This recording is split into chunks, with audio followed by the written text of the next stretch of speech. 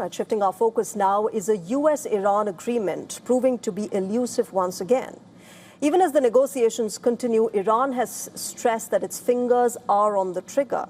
On the other hand, US President Donald Trump has threatened Iran of an escalation once again if it doesn't agree on a deal. The anticipation has been building since the last 48 hours. At 4:30 p.m. Washington time on Saturday last, Donald Trump claimed that an agreement has largely been negotiated and it will be announced shortly.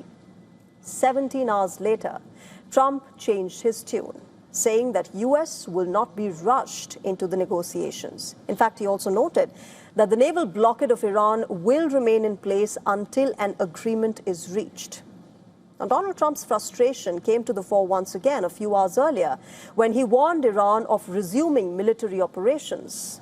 He said, and I'm quoting him here, "It will only be a great deal for all or no deal at all." According to him, the deal being negotiated currently will be the exact opposite of the 2015 JCPOA deal signed during Barack Obama's tenure as the president, which he claimed paved the way for Iran to develop a nuclear weapon. Trump also urged countries like Saudi Arabia, Pakistan, Turkey, Jordan, Egypt, and Qatar to join the Abraham Accords when the United States signs an agreement with Iran. Among the Gulf nations, the UAE and Bahrain have already signed this pact that normalizes ties with Israel. Trump has also expressed hope that Iran will join the Abraham Accords. However, Tehran has not given any indication of this so far. Similarly, the U.S. Secretary of State Marco Rubio has termed the deal a work in progress. While saying that America is going to give diplomacy every chance to succeed, he left the scope open for resuming military action against Iran. This issue, no one has done more, and no one has been more serious about the threat of a nuclear Iran than President Trump has been. And so I'm very confident, and we should all be very confident, that we're either going to have a good agreement or we're going to have to deal with it another way. We'd prefer to have a good agreement. Iran, though, remains unfazed by the U.S. pressure. A day earlier, swaths of Iranians waved flags and chanted slogans during a ceremony organized by the IRGC to pay tribute to the victims of the wars with U.S. and Israel. On this occasion, Mojtaba Khamenei's senior advisor, General Mohsen Rezai, threatened that the Iranian armed forces have their fingers on the trigger and warned that the war could expand to the Red Sea, Bab al-Mandeb Strait, and the Indian Ocean. Iran's foreign ministry, though, conceded that Tehran and Washington have reached an understanding on many issues. At the same time, it dismissed the claim that an agreement with the U.S. is imminent. Of the negotiations is on ending the war, and at this stage we are not discussing the details of the nuclear issue. Threats, pressure, portrayals, and the publication of caricatures are part of political maneuvering on the other side of the world.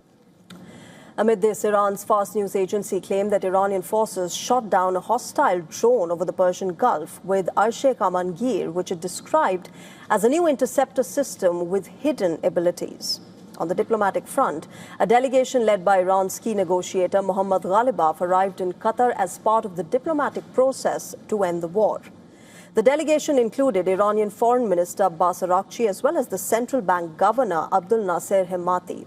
Now remember, Iran has been pushing for the release of its frozen funds abroad as well. Now, one of the major obstacles in a potential deal appears to be the Strait of Hormuz, as its virtual closure has triggered a major energy crisis globally. While Donald Trump claimed that this strategic waterway will be reopened after the deal is signed, Iran's foreign ministry said that the agreement has no specific details on the management of Hormuz. Now, even as it denied charging tolls, it revealed that Tehran is now collecting fee for navigational services from ships that transit the Hormuz. But the U.S. has consistently opposed such an arrangement. Both sides continue to assert its control over the Hormuz. For instance, remember, CENTCOM has claimed that it has redirected hundreds of commercial ships seeking to enter or exit Iranian ports as part of its naval blockade so far. The IRGC Navy stated that 117 vessels had crossed Hormuz between Tuesday and Saturday last week in coordination with its forces. The other key point of contention, remember, remains the nuclear issue. While Donald Trump continues to insist on not compromising over Iran, handing over enriched uranium, Iran has ruled out discussing it at this juncture, thereby raising doubts over the viability of this deal. So where does this leave Netanyahu? Well, it's proving to be a slippery slope for Trump. While Iran has stressed that stopping war on all fronts, including Lebanon, will be part of the potential agreement between the two nations, Israel has continued to bomb South Lebanon to target Hezbollah. After speaking to Trump, Netanyahu claimed that the U.S. president affirmed Israel's right to defend itself against threats from Lebanon. However, it remains to be seen whether Trump will risk putting a deal with Iran in jeopardy to placate Netanyahu. With no clear timeline in sight for a possible U.S.-Iran agreement, the world remains on tenterhooks even as clamor grows for lasting peace in West Asia.